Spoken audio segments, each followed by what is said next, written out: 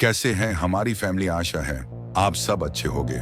आज की कहानी बहुत मजेदार होने वाली है, तो अपने हेडफोन लगाकर ध्यान से सुनिए। खौफनाक रात। गांव के किनारे एक पुरानी खंडहर में तब्दील हो चुकी हवेली थी, जिसे लोग सन्नाटे की हवेली कहते थे।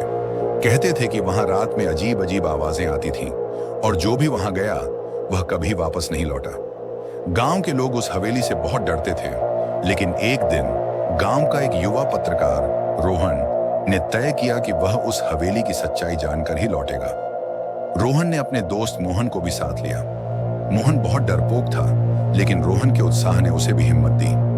दोनों ने रात के अंधेरे में हवेली की ओर कदम बढ़ाए। हवेली के पास पहुंचते ही उन्हें एक अजीब सी खामोशी का एहसास हुआ। हवेली का दरवाजा धीरे धीरे खुला, जैसे किसी ने उन्हें बुलाया हो। अंदर जाते ही रोहन ने अपने कैमरे की फ्लैशलाइट चलाई। दीवारों पर धूल और मकड़ी के जाले थे। अचानक उन्हें एक पुरानी पेंटिंग नजर आई, जिसमें एक खूबसूरत महिला की तस्वीर थी। मोहन ने कहा, यह कौन है? क्या तुमने इसके बारे में कुछ सुना है? रोहन ने कहा, नहीं, लेकिन मुझे लगता है कि यह कोई खास है। जैसे ही उन्होंने पेंटिंग के करीब पहुंचे, अचानक एक तेज आवाज आई, यहां से चले जाओ। दोनों चौंक गए। रोहन ने कहा, कौन है? लेकिन वहां कोई नहीं था। दोनों ने हिम्मत जुटाई और आगे बढ़े। हवेली के एक कमरे में उन्होंने एक पुरानी डायरी पाई। डायरी में लिखा था कि यह महिला, जिसका नाम राधिका था, अपने पति के धोखे से मारी गई थी। उसकी आत्मा अब इस हवेली में भटक रही थी। रोहन और मोहन ने पढ़ा कि राधिका की आत्मा को शांति पाने के लिए उसके पति की सच्चाई उजागर करनी होगी। तभी अचानक बिजली चली गई। अंधेरे में उन्होंने एक साया देखा। वह धीरे धीरे उनकी ओर बढ़ रहा था। मोहन ने डर के मारे चिल्लाते हुए कहा, हमें यहां से भागना चाहिए। लेकिन रोहन ने कहा, नहीं, हमें इसका सामना करना होगा। साया निकट आया और बोला, तुम लोग यहां क्यों आए हो? रोहन ने कहा, हम राधिका की मदद करना चाहते हैं, हमें उसकी कहानी बताओ। साया अचानक भौतिक रूप में बदल गया और वे देख पाए कि यह राधिका का पति था। उसका चेहरा डरावना और क्रोधित था। तुम नहीं समझते, उसने कहा, मैंने उसे धोखा नहीं दिया, यह सब एक साजिश थी। रोहन ने कहा, हमें सच बताओ ताकि राधिका को शांति मिल सके। उसने बताया कि वास्तव में राधिका के परिवार ने उसे मारने की साजिश की थी, क्योंकि वह धनवान थी। सच्चाई जानकर रोहन और मोहन ने तय किया कि वे गांव वालों को इस सच्चाई से अवगत कराएंगे। जब वे हवेली से बाहर आए, तब अचानक एक तेज हवा चली और साया धीरे धीरे गायब हो गया। रोहन ने कहा, हमें तुरंत गांव चलना होगा। गांव पहुंचते ही उन्होंने सबको सच्चाई बताई। गांव वालों ने उस परिवार के खिलाफ सबूत इकट्ठा किए और न्याय किया। अंततः राधिका की आत्मा को शांति मिली और हवेली में एक अजीब सी खामोशी छा गई। रोहन और मोहन ने महसूस किया कि कभी कभी सच्चाई का सामना करना सबसे बड़ा साहस होता है, और खौफनाक रात के बाद उन्होंने एक नई शुरुआत की। तो चलिए बढ़ते हैं आज की दूसरी कहानी की ओर। काला रहस्य। एक छोटे से गांव में, जहां हर कोई एक दूसरे को जानता था, वहां एक पुराना हवेली खड़ी थी। इस हवेली के बारे में कहा जाता था कि वहां रात के समय अजीब आवाजें आती थीं।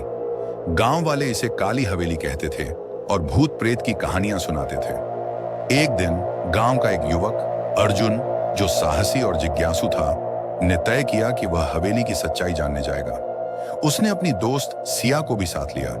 सिया थोड़ी डरी हुई थी, लेकिन अर्जुन का उत्साह देखकर उसने भी हिम्मत जुटाई। रात का समय था जब दोनों हवेली के पास पहुंचे। हवेली का दरवाजा धीरे धीरे खुला। अंदर की हवा में एक अजीब सी ठंडक थी।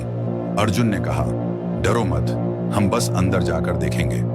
जैसे ही वे अंदर गए, उन्हें एक पुराना पियानो सुनाई दिया। यह अजीब था क्योंकि वहां कोई नहीं था। पियानो अपने आप बज रहा था। सिया ने कहा, यहां कुछ गड़बड़ है, हमें वापस चलना चाहिए। लेकिन अर्जुन ने उसे रोका और पियानो के पास गया। तभी अचानक एक पुरानी तस्वीर दीवार से गिर पड़ी। अर्जुन ने उसे उठाकर देखा। यह तस्वीर गांव के एक पुराने व्यक्ति की थी, जो अब इस दुनिया में नहीं था। उसकी आंखें जैसे अर्जुन को घूर रही थीं। अर्जुन ने कहा, यह तो वही आदमी है जिसके बारे में लोग कहते हैं कि उसकी आत्मा हवेली में भटकती है। तभी अचानक एक आवाज आई, कौन है जो मेरे घर में घुस आया? दोनों ने देखा, एक धुंधली परछाई उनकी ओर बढ़ रही थी। अर्जुन और सिया डर कर पीछे हट गए, लेकिन अर्जुन ने हिम्मत जुटाई और पूछा, आप कौन हैं? परछाई ने कहा, मैं यहाँ फंस गया हूँ और मुझे मुक्ति चाहिए, मेरी कहानी सुनो। उसने बताया कि वह व्यक्ति गांव का एक धनी व्यापारी था जिसने अपने ही मित्र के धोखे से अपनी जान गंवाई थी। उसकी आत्मा तब से हवेली में बंद थी। अर्जुन और सिया ने उसकी कहानी सुनी और तय किया कि वे उसकी आत्मा को मुक्त करने में मदद करेंगे। उन्होंने गांव के बुजुर्गों से बात की और उस व्यापारी की सच्चाई सबके सामने लाई। अंततः गांव वालों ने उस मित्र को सजा दी और व्यापारी की आत्मा को शांति मिली। उस रात हवेली में एक अद्भुत शांति छा गई। अर्जुन और सिया ने महसूस किया कि सच्चाई और साहस से किसी भी रहस्य का सामना किया जा सकता है। अब काली हवेली एक नई कहानी बन गई जहां अब कोई अंधेरा नहीं था। उम्मीद है कि आपको यह कहानी पसंद आई होगी। क्या आप और सुनना चाहेंगे या किसी और विषय पर बात करना चाहेंगे? तो जुड़ रहे हमरे इस चैनल से। शुक्रिया।